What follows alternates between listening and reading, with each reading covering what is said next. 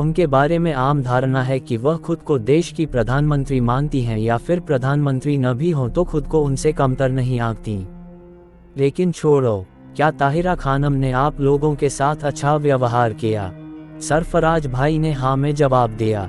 मुझे अच्छी तरह से जहर दिया गया होगा। सरफराज भाई ने कहा, बिल्कुल नहीं ताया अबू, आपका उल्लेख नहीं है। अच्छा, जाहिर है तुम लोग गलत नहीं हो। मुझे मेरे वकील ने बताया है कि जमीन का मामला जल्द ही तय होने वाला है और ताहिरा खानम केस हार गई है। देखिए इसके बाद उनका बर्ताव कैसा रहता है। खैर, उनका प्रेजेंटेशन काफी दिलचस्प था। क्या आज कोई जिक्र आया?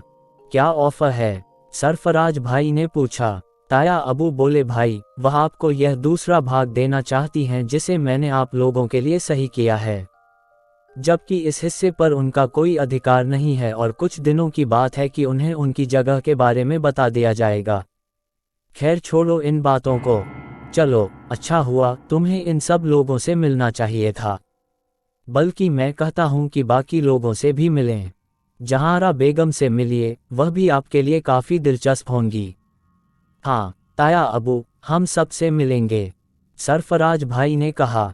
फिर हुआ यूं कि रात को मामा के कमरे में सीख जम गई। सरफराज भाई ने मामा से पूछा, हाँ मम्मा, आपने ताई अम्मा के व्यवहार के बारे में क्या सोचा?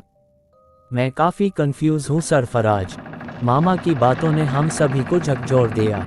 मम्मा, आप किस बात को लेकर भ्रमित हैं? क्या आपने गौर नहीं किया कि ताहिरा खानम की 2 जीभ हैं? हमने कहा, क्या मतलब है मम्मा? तो मम्मा कहने लगी, हाँ अब जब भी आप उन्हें देखें तो ध्यान करें, उसकी जीभ आधी कटी हुई है, बहुत लंबी लाइन है, और जब वे बोलते समय कभी कभी अपना मुंह खोलते हैं तो उनकी जीभ कांटेदार होती है। आपने वास्तव में इसके माध्यम से सोचा, लेकिन इसमें भ्रम की क्या बात है? यह उलझन भरा है। मेरे पिता कहा करते थे कि ऐसे लोग काला जादू करते हैं, और यह काला जादू ही है जो उनके रूप में यह बदलाव पैदा करता है। असल में आप अबू के बारे में ज़्यादा नहीं जानते। उन्हें कई विज्ञानों को प्राप्त करने का शौक था और उन्होंने अपना अधिकांश जीवन ऐसे ज्ञान को प्राप्त करने में व्यतीत किया। वह काले ज्ञान के बारे में बहुत कुछ जानता था और कभी कभी मुझे बताता था। ये अल्लाह की मेहरबानी है कि हम लोगों का कभी भी इस तरह के मामलों से कोई लेना देना नहीं रहा, लेकिन जब मैंने ताहिरा खानम की दोधारी जीभ देखी तो मुझे मेरे पापा की कही हुई बात याद आ गई। सरफराज भाई और दानिया हैरान निगाहों से मामा को देख रहे थे जिन्होंने यह अजीब खुलासा किया था। सरफराज भाई या मामा ने पाठ के दौरान ताई जान को नहीं देखा। वह नियमित रूप से कपड़े पहनती थी और अजीब दिखती थी। अधिक आश्चर्य की बात यह थी कि उनके भक्त उच्च शिक्षित और उच्च दर्जे के लोग थे। उनके पार्किंग क्षेत्र में खड़ी कारों को देखते हुए, और जिन्हें मैंने देखा वे सभी उच्च दर्जे के लोग आते थे। मानो ताई जान का दायरा बहुत विस्तृत था, लेकिन मैंने नहीं सोचा था कि ताई जान भी काला जादू जानती होंगी। मैंने मम्मा से कहा, लेकिन मम्मा यह काला जादू आदि जो किया जाता है लोग धन प्राप्ति के लिए जरूर करेंगे। मम्मा कुछ पल चुप रहीं और फिर बोलीं, क्या कहा जा सकता है? यदि किसी व्यक्ति के अस्तित्व में बुराई प्रवेश कर जाए तो उसके विचार भी बदल जाते हैं। बात सिर्फ दौलत की नहीं है। अब आप देखिए, बड़े बड़े रईस, उद्योगपति, राजनेता अरबपति हैं, लेकिन राजनीति जीवन के लिए करते हैं। बड़े बिजनेस करें और उनमें विस्तार करना चाहते हैं। यह सिर्फ दौलत के लिए दौलत की बात नहीं है, और विशेष रूप से एक व्यक्ति जिसके पास कई पीढ़ियों को खिलाने के लिए पर्याप्त है, वह सिर्फ दौलत के लिए अपना जीवन बलिदान नहीं कर सकता है। और भी चीजें हैं जिनके लिए मनुष्य प्रयास करता है। खैर, सच कहूँ तो मुझे डर लग रहा है। हमने पूछा, क्यों मामा? मामा कहने लगे, पता नहीं वह कैसी औरत होगी और हम लोगों के प्रति उसका कैसा रवैया होगा। हम कुछ नहीं कह सकते। हम सावधान रहेंगे। मामा कहने लगे कि हम सावधान रहेंगे, लेकिन हमें अंदाजा लगाना होगा कि वह क्या चाहती है। मुझे विशेष रूप से बताओ साहब, जब आप ताई जान से मिले थे तो उनका व्यवहार आपके प्रति कैसा था? 7 मैंने बताया कि जब ताई अम्मा ने मुझे दानी सरकार बुलाने के लिए कहा था, क्योंकि दूसरे बड़े लोग उन्हें यही कहते हैं। बाद में मुझे ताई जान कहने का निर्देश दिया गया। अब यह नहीं कहा जा सकता कि यह सब व्यर्थ है। ताया अबू भी यही कहता है। जैसा कि उन्होंने अभी कहा, ताई जान को अच्छे लोगों की परवाह नहीं है।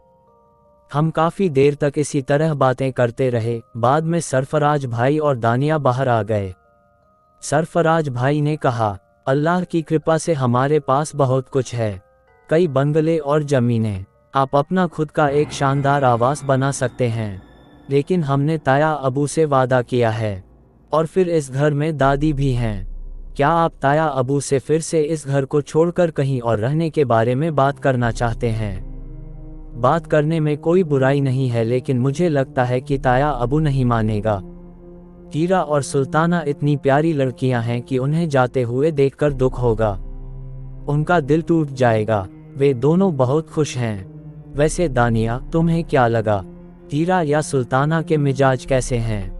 दानिया ने कहा, यकीन मानिए ये दोनों इतने अच्छे स्वभाव के हैं कि मैं इन्हें छोड़ने की सोच भी नहीं सकती। सिग्गी मुझे बहन की तरह प्यार करती है।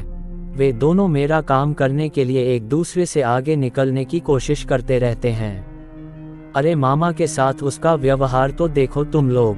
मम्मा खुद उनकी बहुत महिमा करती है। जब सरफराज भाई किसी काम से अंदर गए तो मैंने दानिया से कहा, लेकिन इसमें कोई शक नहीं है कि यह घर एक अजूबा है, और इन सब सुख सुविधाओं के बावजूद हमारा यहाँ रहना एक और अजूबा है। मैं वास्तव में यहाँ से नहीं जाना चाहता। मेरा दिल चाहता था कि दानिया को वो सब बता दूं जो यहाँ मेरे साथ हुआ है, लेकिन मासूम बच्ची यह सुनकर दंग रह जाएगी। हालांकि हमने बात करना जारी रखा। हवा में अंधेरा था। सहसा मुझे वह औरत याद आ गई जिसने अपना नाम हमीदा बताया था, और दानिया ने शायद कोई और नाम बताया होगा।